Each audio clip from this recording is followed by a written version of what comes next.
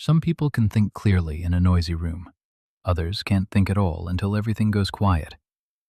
If you've ever felt your thoughts slow down the moment there's talking, music, or notifications, this isn't because you're distracted. You're overloaded. There are people who need background noise to focus, and then there are people whose minds only really open up in silence. For them, silence isn't empty, it has a purpose.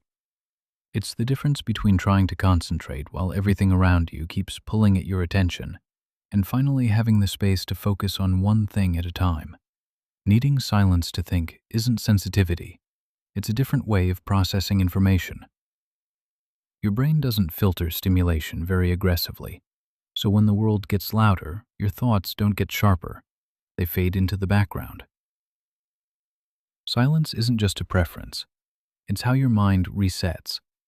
That's why your best thinking rarely happens in the middle of a conversation. It shows up later, while you're showering, while you're walking. When the day finally slows down, your mind isn't slow, it works deeply. This is also why interruptions can feel physically uncomfortable. You don't think in short bursts. You think by building ideas over time. Silence gives those ideas a chance to organize themselves. There's a difference between choosing silence and disappearing into it. Sometimes silence restores you, and sometimes it creates distance. The important question isn't, do I need silence?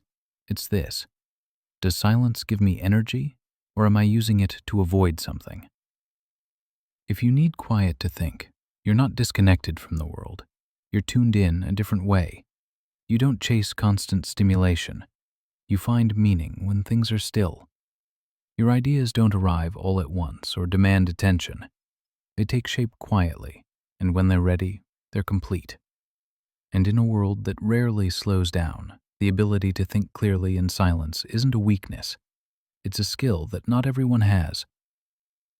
So take a moment and ask yourself, do you need silence to think, or does your mind work better with noise?